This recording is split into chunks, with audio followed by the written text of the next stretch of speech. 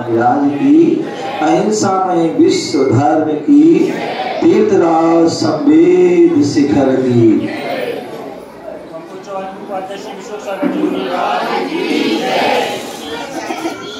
प्यारे बंधुओं, आज हम सभी पुनः भारत देश के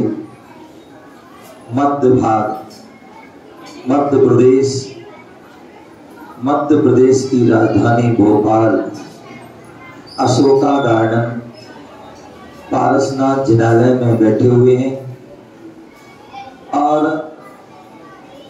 आज रविवार का दिन है और रविवार जो है विशेष उपदेश का होता है और उसी श्रृंखला में यहाँ पर जो है बहुत सारी अम्माएं बैठी हैं। आज अम्माओं की बात करते हैं। एक थी बुढ़िया और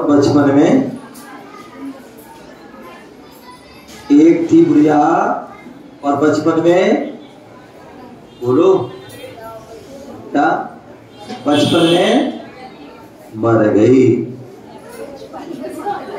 क्या? एक थी बुढ़िया और बचपन में इंदिरा कह रही महाराज मुझे समझ में नहीं आया, नहीं हो सकता। यही तो बात है, तुम लोग स्वाध्याय करते हो लेकिन फिर भी ऐसी बात होगी। बोले जैन धर्म में सब कुछ संभव है। जैन धर्म हमारा अनेकांतवाद है। जैन धर्म क्या कहता है? ऐसा ही है, गलत। ऐसा भी है और ऐसा भी सही है ना प्रधान जी? क्या? अनेकांत, एक अनेकांत और एक एकांत। एकांत कहता है ऐसा ही है, मिथ्या हो गया। जो ऐसा कहेगा कि ऐसा ही है, मिथ्या दृष्टि हो गया, गलत हो गया। और एक अनेकांत, ऐसा भी है और ऐसा भी है। स्याद्वाद, स्याद अस्ति स्याद नास्ति। जीव क्या है? क्षणिक भी है, जीव ध्रुव भी है और जीव अध्रुव भी है। क्या है? जीव ध्रुव भी है और जीव अध्रुव भी है। जीव नित्य भी है, जीव अनित्य भी है। दृष्टि का ध्यान रखें। जीव नित्य है तो किस दृष्टि से? द्रव दृष्टि से। किससे? द्रव दृष्टि से जीव नित्य है। आत्मा कभी मरती नहीं है, आत्मा का कभी जन्म नहीं होता, वो तो शाश्वत है। लेकिन पर्याय दृष्टि से जीव क्या है? अनित्य है। जीव का जन्म भी होता है और मरण भी।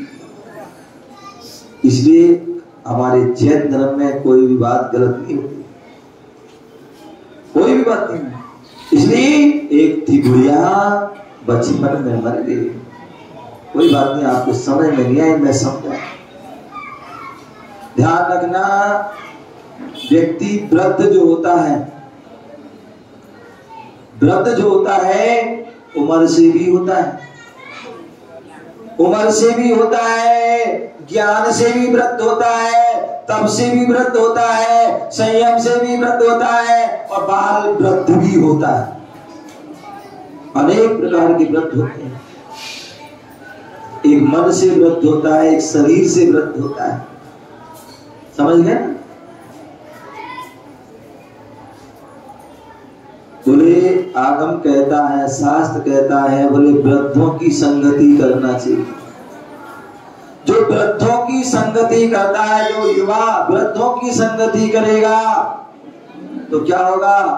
बोले उसके अंदर की जो विषय वासना है, पंचेंद्रिय के जो विषय हैं, वो क्या होंगे? उसके शांत हो जाएंगे। क्या हो जाएंगे? शांत हो जाएंगे, जैसे वृद्ध के शांत हो गए वैसे उसके भी। और यदि वृद्ध जो है युवाओं की संगति कर लेगा, क्या हो जाएगा? तो उसकी इंद्रियां युवा हो जाएंगी, उसके अंदर भी विषय वासना जग जाएगी। लेकिन मूलाचार्य कहता है कि हमें वृद्धों की संगति, जो वृद्धों की संगति करता है, कहते हैं गुरुदेव कहते थे हमेशा, जो वृद्ध होते हैं, बुजुर्ग लोग होते हैं, जिनकी जो है आंखों से दिखना कम हो जाता है, कानों से सुनना कम हो जाता है, दांत गिर जाते हैं, शरीर में हजारों जो है झुर्रियां आ जाती हैं। बोले जो एक वृद्ध जो है वो चलता फिरता विश्वविद्यालय है। क्या है?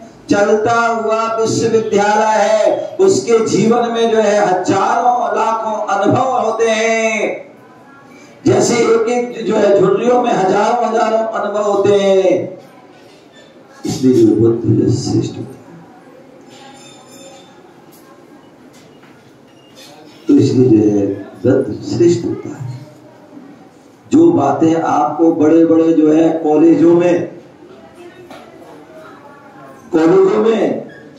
इंस्टीट्यूट आदि में, स्कूलों में जो नहीं मिलेंगी, वो वृद्ध के पास आपको अनुभव मिलेंगे। और ऐसे अनुभव कि जो आपके लिए कहां से कहां पहुंचा दे सकते हैं, बहुत बड़े नुकसान से बचा सकते हैं और बहुत बड़ा फायदा भी कर सकते हैं। इसलिए चाहे घर में हो चाहे कहीं पर भी वृद्धों का होना जरूरी है। आज हम देखते हैं आए दिन सुसाइड ज्यादा होती है। क्या प्रधान जी?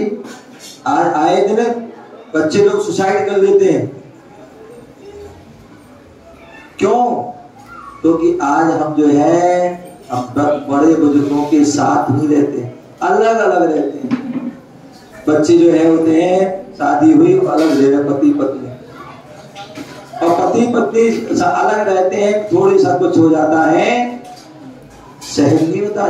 तुम सब पढ़े लिखे हैं, पैसा नहीं है उनके अंदर, और कोई ना कोई गलत कदम उठा देते हैं।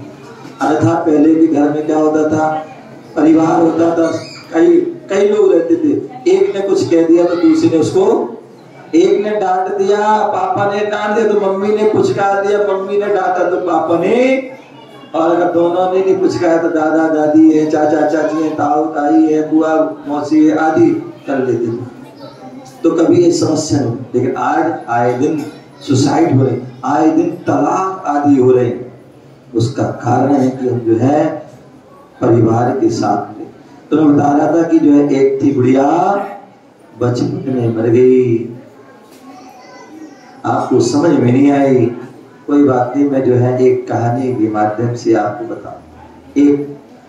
एक भोपाल में अशोका गार्डन में एक परिवार था। क्या था? एक परिवार था, और उस परिवार तो बहुत से थे, उसमें जो है एक परिवार था। और उसमें क्या था? उसमें क्या था? उसमें जो है संदीप भैया समझदार के साथ क्या बोले थे? एक परिवार था, उस परिवार में 3 सदस्य थे। कितने? क्योंकि हम लोग कहते ना पहले एक परिवार में बहुत सारे सदस्य होते थे, लेकिन आज हम 2 और हमारा 1। अंतर पहले हम 2 और हमारे बहुत सारे हुआ करते थे, लेकिन अब तो हम 2 और हमारे तो 3 सदस्य थे। एक पिता मतलब पिता था, एक जो है माता थी और एक पुत्र था। पिता अपने आप में व्यस्त था व्यापार आदि में, और माँ जो थी वह अपने गृह के कार्य में व्यस्त थी, और बच्चा अपनी पढ़ाई में व्यस्त था। तीनों व्यस्त। एक बार जो है हमारे जो है कोषाध्यक्ष महोदय ने पूछा, बोले महाराज श्री मैं जा रहा था, अब से करा के एकदम साथ में चल रहे थे। बोले महाराज गृहस्थ कौन होते हैं? बोले गृहस्थ कौन होते हैं? तो मैंने कहा पता नहीं इनको शास्त्र मास पढ़ते नहीं पढ़ते हैं, तो मैंने उनको सिंपल सा सरल सा जो है जवाब दे दिया। वो क्या दिया था? बोले गृहस्थ कौन होता है? मैंने कहा जो अस्त व्यस्त तनाव ग्रस्त होता है वो ही वास्तव में क्या होता है? ग्रस्त होता है। जो अस्त व्यस्त तनाव ग्रस्त वो ग्रस्त। बोले आज व्यक्ति जो है सारी लाइफ स्टाइल चेंज हो गई है। अन्यथा पहले जो व्यक्ति सुबह सुबह ब्रह्म मुहूर्त में उठते थे, सारे धर्म की क्रियाएं करते थे और अपना उनका जीवन अस्त व्यस्त पूरा व्यवस्थित था। और आज क्या है?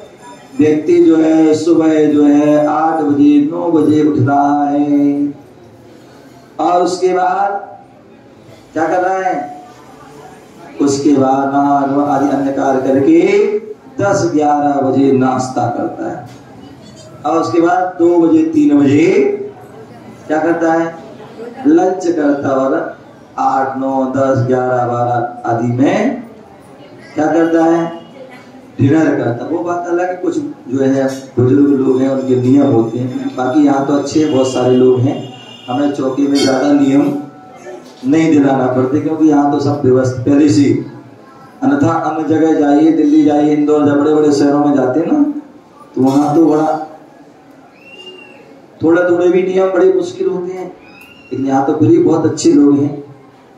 तो मैं बता रहा था कि जो व्यक्ति जो है उसकी लाइफ चेंज हो गई, इतने कुछ समय व्यस्त नहीं है। अब रात को 11-12 बजे खाएगा व्यक्ति, फिर उसके बाद या तो व्यक्ति सो जाएगा तो बीमार हो जाएगा और अन्यथा घूमने जाएगा और घूमने आके 1-2 बजे आएगा और उसके बाद सोएगा, फिर वो लेट होगा। तो सारी मतलब जो है उससे फिर सारी स्वास्थ्य खराब, व्यापार आगे पीछे कहीं कुछ, सारा अस्त व्यस्त तनावग्रस्त।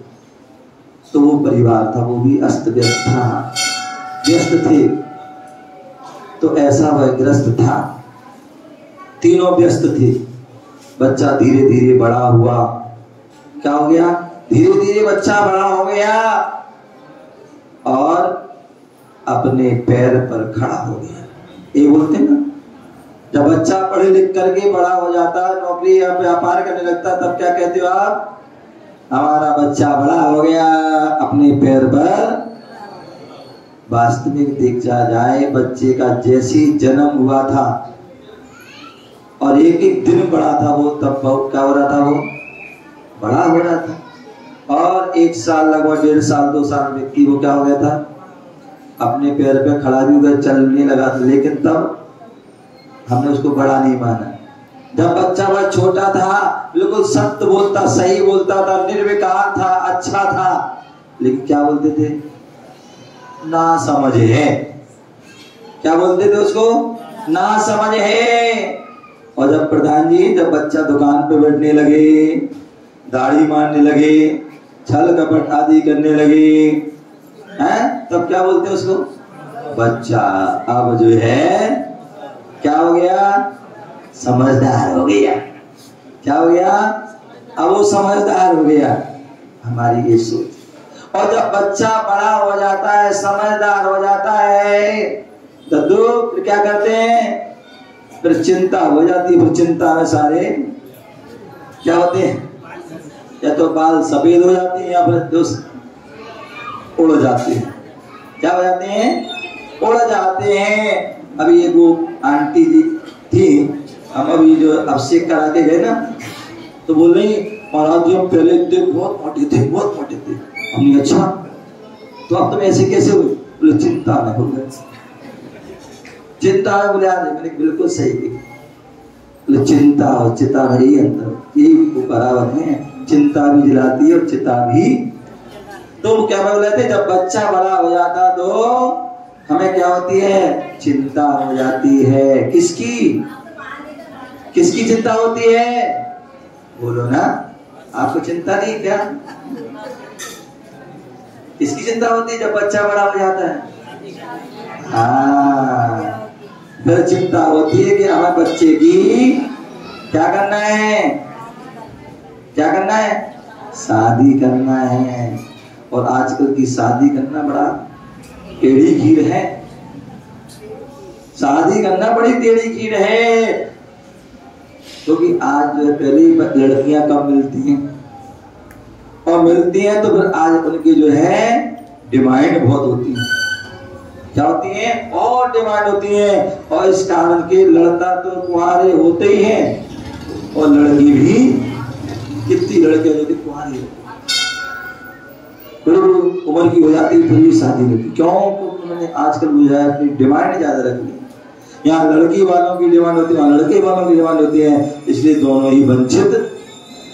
लेकिन कुछ ऐसे लोग होते हैं जो अच्छे लोग होते हैं, उनका जल्दी काम हो जाता है, जल्दी काम हो जाता। तो वह भी जो है बच्चा था, परिवार था, उस परिवार ने प्रयास किया, और पहले प्रयास में कई बार हम लोग क्या करते, गलती कर देते।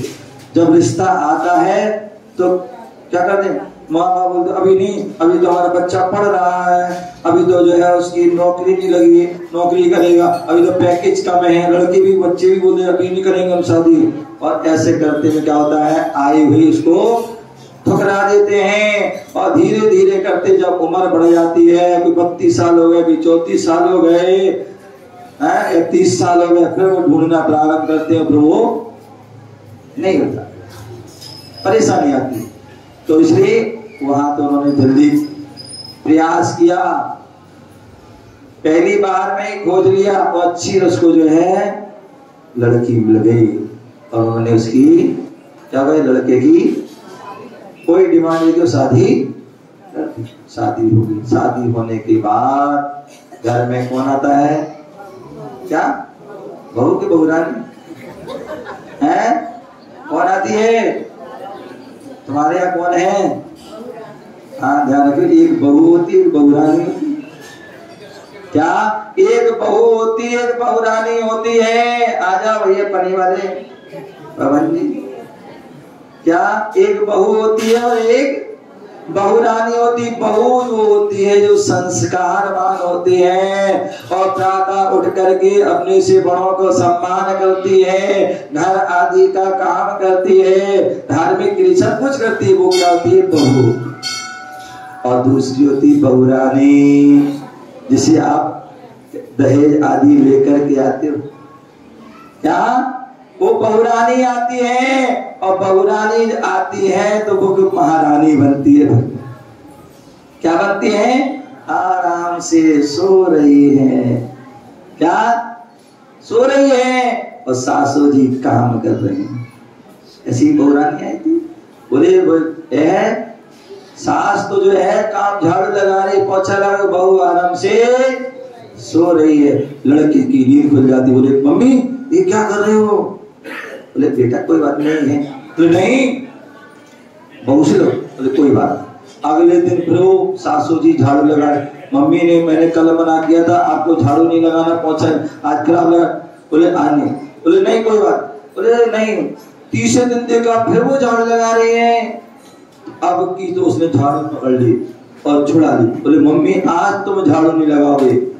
मैं 2-3 दिन बोला थे झाड़ू आप लगाओ, बहू से लगा, लेकिन आज तुम झाड़ू लगाओ, आज झाड़ू हम लगा। बोले बेटा तुम कोई क्या कहेगा? बोले नहीं आज तुम झाड़ू लगाओ। बोले मैं लगाऊंगा। मम्मी बोले मैं लगाऊंगी। बेटा बोला मम्मी बोले मैं लगाऊंगी। और इतनी जोर से आवाज हो जाती है कि जो बहू सो रही थी बहुरानी, उसकी नींद खुल जाती है। और जब उसकी कच्ची नींद खुल जाए किसी की तो जो है झुंझला जाती है। अरे क्या हो गया, इतने आवाज क्यों कर रहे हो, क्या बात हुई, क्यों झगड़ रहे हो? तो सासी बोले कुछ नहीं बेटा मैं झाड़ू लगाती। बेटा बोला कि मैं लगाऊं। बोले मैं लगाऊं। बोले जी मैं लगाऊं बंद करो।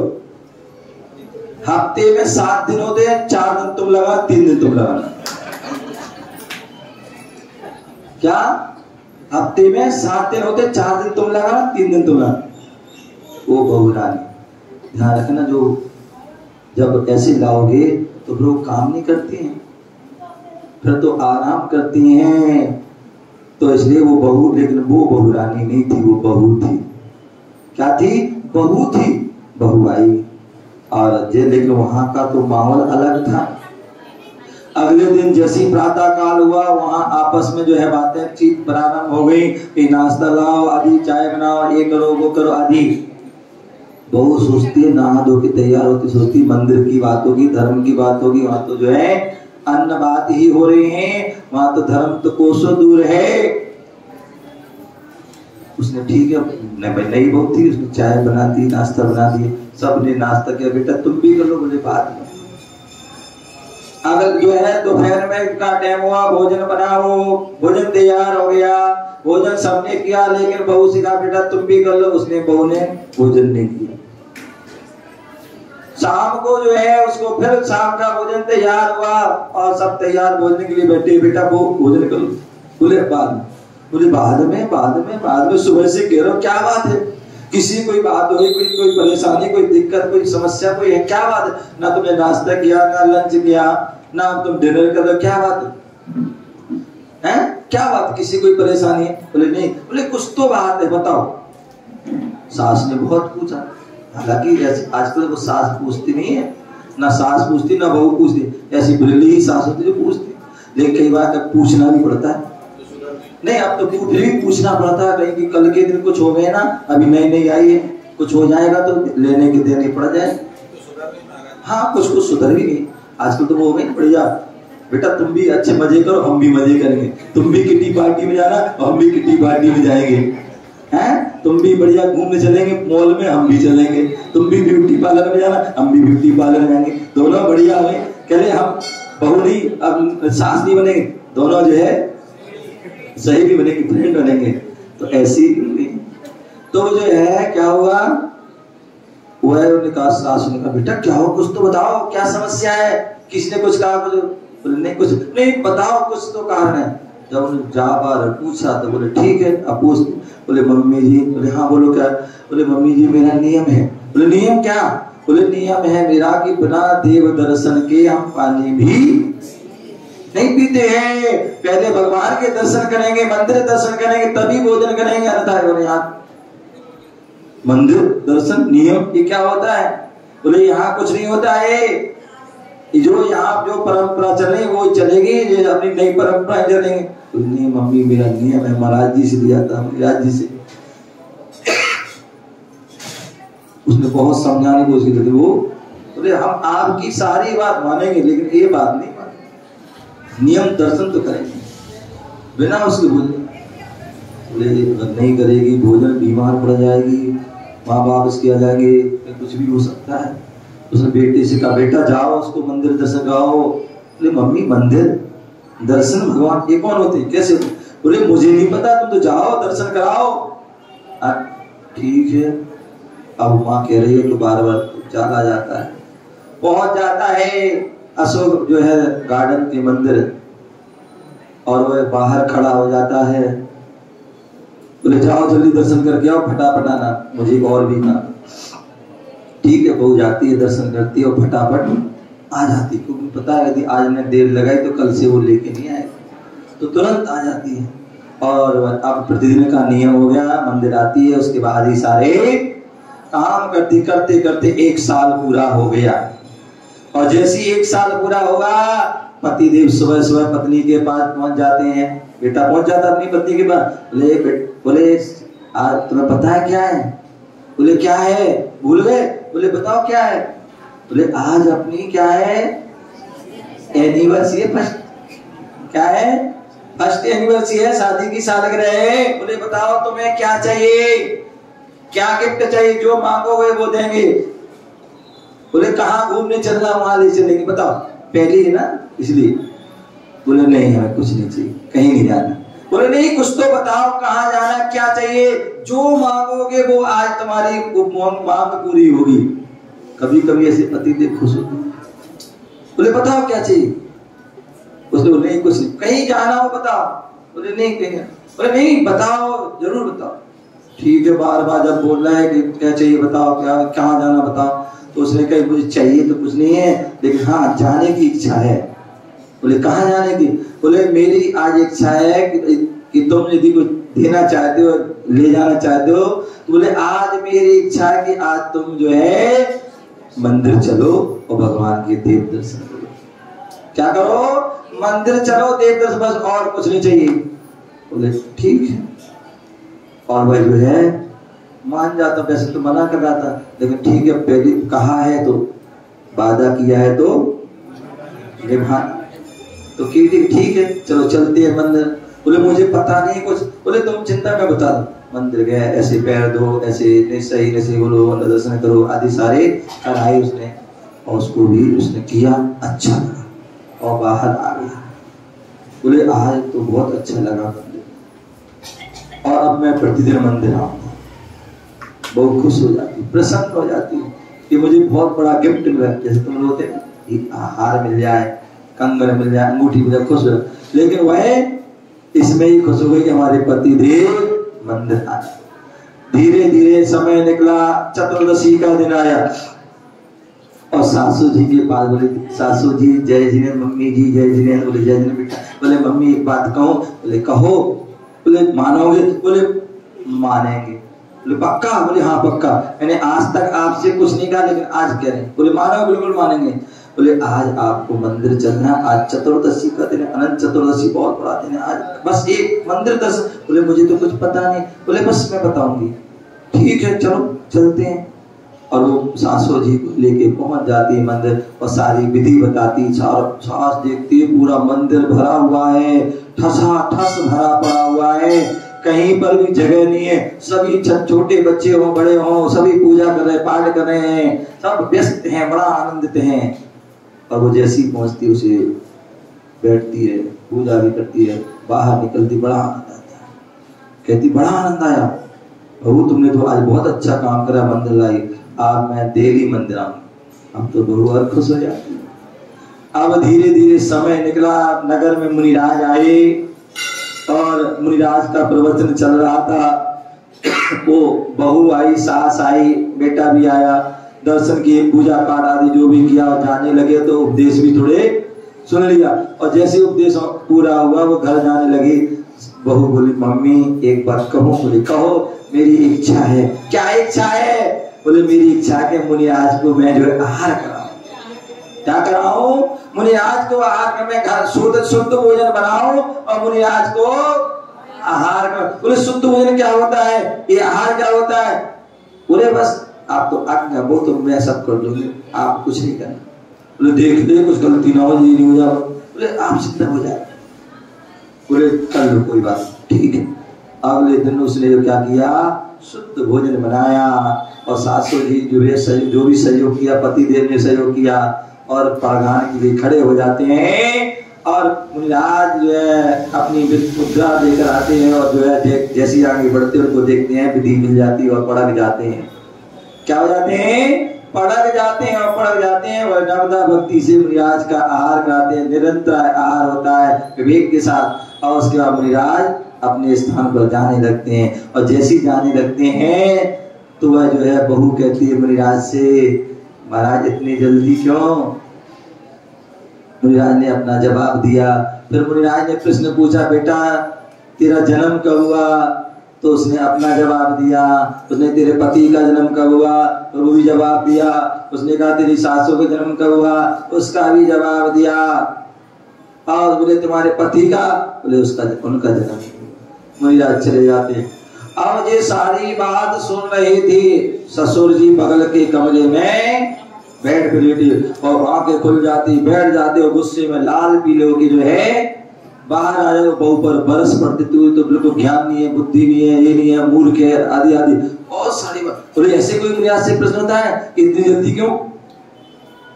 और मुनिराज ने जो प्रश्न पूछा कि तेरा जन्म कब हुआ? बोले हमारा 5 साल। मुनिराज से पूछे इतनी जल्दी क्यों? अरे मुनिराज संत हैं, वो कभी भी आ सकते हैं, इतनी जल्दी क्यों? और बोले पति का जन्म नहीं हुआ है, पति का 1 साल और सासू का 6 महीने। बोले मुनिराज हमारी बहू को माफ कर दो, क्षमा कर दो, उसको ज्ञान नहीं है, बोध नहीं है, उसने आपसे ऐसे ऐसे प्रश्न पूछे, ऐसे उसने जवाब दिए। मुनिराज सेठ जी को देखते हैं, और देख करके बोले सेठ जी बहू तुम्हारी मूर्ख नहीं है, बहू तुम्हारी बहुत होशियार है, बहुत ज्ञानी है। बोले महाराज मुनिराज ये क्या बोले? बोले उसने देखा कि मुनिराज की छोटी सी उम्र है और इतनी कठोर तपस्या धारण कर लिए, दिगंबर वेश को धारण कर, इसलिए उसने कहा था इतनी जल्दी क्यों? तो मैंने कहा था समय का भरोसा नहीं है। तो ये हमारे जो है प्रश्न थे, जो है आध्यात्म प्रश्न थे। मैंने उससे पूछा बेटा तेरा जन्म कब हुआ? तो उसने कहा था 5 साल। बोले वो तो 21 साल 20 साल 22 साल 25 साल के, और 21 साल बोला। बोले जो है मैंने इसके शरीर के जन्म के बारे में नहीं कहा था, बोले धर्म का जन्म कहा था कि धर्म का जन्म कब हुआ? तो उसने कहा था 5 साल, क्योंकि उसने जो है 16 17 18 साल तक कभी मंदिर नहीं गई। एक बार जो है उस मुनिराज को रास्ते में देख लिया और देख करके इतनी प्रभावित हुई कि उस दिन से उसने नियम लिया था डेली मंदिर जाएंगे उसके बिना, तो इसलिए उसका जन्म 5 साल हुए। बोले हमारे बच्चे का 1 साल तो 25 साल का है। बोले हाँ, तो आपका बच्चा भी 22-23 साल तक कभी मंदिर नहीं का, शादी के पहले तक, लेकिन शादी के बाद 1 साल बाद जाना प्रारंभ किया, इसलिए इसको 1 साल हुआ है। और बोले सासू जी उनके अभी 6 महीने हुए, इसलिए 6 महीने। बोले हमारा जन्म नहीं हुआ, मैं 60 साल का। बोले आप बताओ सेठी, कभी मंदिर गए, कभी गुरुओं के पास गए, कभी नहीं कुछ किया, और आज आप क्या कर रहे हो? इस बहाने आए हो, और आज तो आपने अति कर दी। क्या करी अति? बोले आपके मंदिर नहीं है कोई बात नहीं, गुरु के पास गए कोई बात नहीं, आज तुम्हारे घर में गुरु महाराज आ गए और घर में शुद्ध मुनिराज का आहार हो रहा है, ना तुमने पड़गान किया ना आहार दिया, और तुम तो दूसरे कमरे में ही जन्म कहा हुआ है। मुनिराज को बात समझ में आ जाती है और वो मुनिराज से क्षमा मांगते, मुनिराज मुझे क्षमा करो, मुझसे गलती हो गई। बोले मुझसे क्षमा नहीं मांगो, क्षमा मांगना बहू से मांगो। तुमने उसको कितनी सारी बातें सुनी, आप शब्द बोले। हाँ, बोले बेटा मुझे माफ करो, क्षमा कर। अरे पिताजी आप बड़े हो कैसी हो? नहीं बेटा हमसे गलती हुई है, मुझे उन्हें क्षमा, कोई बात नहीं। मुनिराज के पास जा, सेठ जी महाराज मुनिराज मुझे जो है आपने बहुत ज्ञान दिया, बोध दिया, आपने की मेरी आंखें खुली, और आज से मैं अब डेली मंदिर आऊंगा, डेली दर्शन करूंगा, धर्म की क्रिया करूंगा। और सारे घर जो है घर वापिस चले जाते हैं। और कुछ दिन बाद जो है जो सासू जी थी वो बीमार हो जाती हैं और उनकी मृत्यु हो जाती है। एक थी जो है बुढ़िया बचपन में मर गई, क्योंकि उसका उम्र से तो जो है वृद्ध थी, बुढ़िया थी, लेकिन धर्म का उसका क्या था?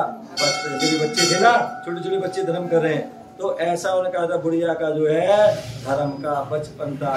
कहते दुई जन्मा, व्यक्ति का 2 प्रकार से जन्म होता है। एक जन्म जो है शरीर का जन्म होता है और एक धर्म का होता है। कोई मुझसे पूछता है कि भाई तुम्हारा जन्म हुआ, तुम्हारा जन्म कब हुआ? तो मैं क्या बोलता हूँ, भैया हमारे लिए अभी 25 साल के हुए। महाराज झूठ बोल रहे, महाराज क्या बोला है? झूठ बोला है। अभी तक तो महिला नहीं बोला, महाराज झूठ बोला है। नहीं महाराज मुनिराज झूठ नहीं बोला है। तुमने क्या पूछा है? बोले मुनिराज तुम्हारा जन्म कब हुआ? तो जब उनकी दीक्षा हुई थी तभी उनका जन्म, तभी तो मुनिराज बने थे वो यार, जो है साधु बने थे ना। तो इसलिए 2 प्रकार का जन्म होता है, एक शरीर का जन्म होता है और एक धर्म का जन्म होता। तो जो अम्मा थी वो शरीर से तो बुढ़िया थी, लेकिन धर्म में वह उसका बचपन था। तो इसलिए हमें ध्यान करना है, सोचना है, विचार करना है। आपके घर में परिवार में ऐसे तो कोई लोग नहीं है जिनका जन्म नहीं हुआ हो, जो धर्म से ना जुड़े हों, तो आज जा करके सबको जो है इनका जन्म नहीं हुआ उनको जो है प्रेरणा देना और उनको आगे मंदिर और धर्म से जोड़ना, तभी जो है हमारा जीवन और उनका जीवन भी सार्थक होगा, सफल होगा। इसी भावना से जय बोलो महावीर भगवान।